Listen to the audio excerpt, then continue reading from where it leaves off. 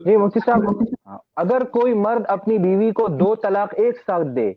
تو یہ کتنی شمار ہوگی؟ اور اس میں ایک اور بات پوچھ رہے ہیں کہ اس صورت میں رجوع کا کیا طریقہ کار ہوگا؟ رجوع کرنے کی مدت کتنی ہے؟ اگر مدت کے اندر رجوع نہ کیا اور رجوع کی مدت گزر گئی تو اس مدت گزرنے کے بعد شوہر زبردستی ساتھ رہنے پر اصرار کرے اور مکر جائے کہ میں نے طلاق دی ہی نہیں، تو کیا حکم ہے؟ مستحسن اسلام آباد سے پوچھ رہے ہیں۔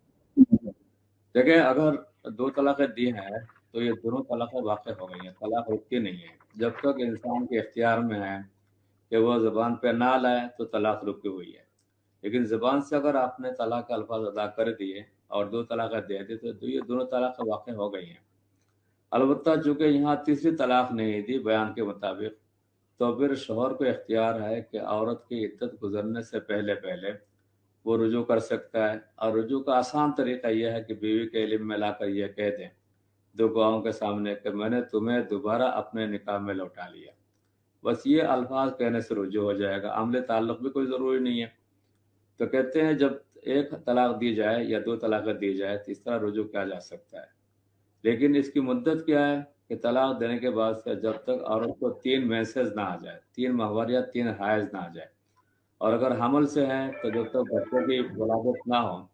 تو یہ عدت کی مدت ہے۔ اس دوران شوہر رجوع کر سکتا ہے، اور رجوع کا طریقہ میں نے آپ کو بتا دیا۔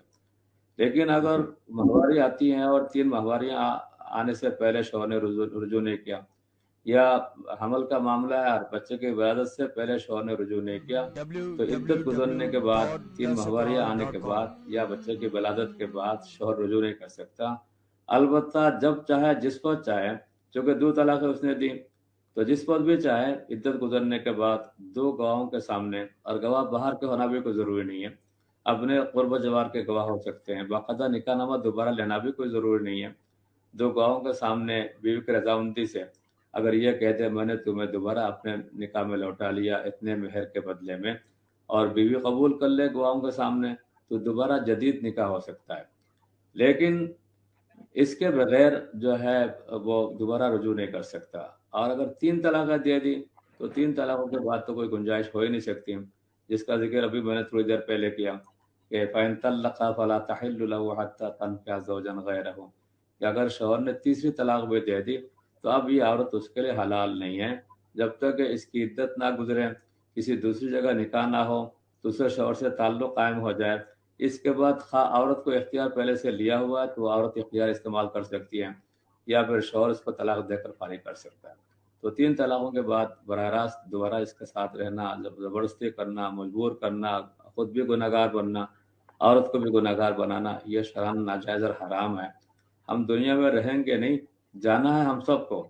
لیکن وہ طریقہ اختیار کرنا چاہیے جو اللہ کے پیارے نبی صلی اللہ علیہ وسلم کا ہے۔ حلال کو حلال سمجھنا چاہیے، حرام کو حرام سمجھنا چاہیے۔ اسی میں امتحان ہے لوگوں کا، طلاق دینے میں بھی جلدی کر جاتے ہیں اور پھر گناہ آلود زندگی اختیار کرنے میں جلدی کرتے ہیں۔ اللہ تعالی ہم سب کو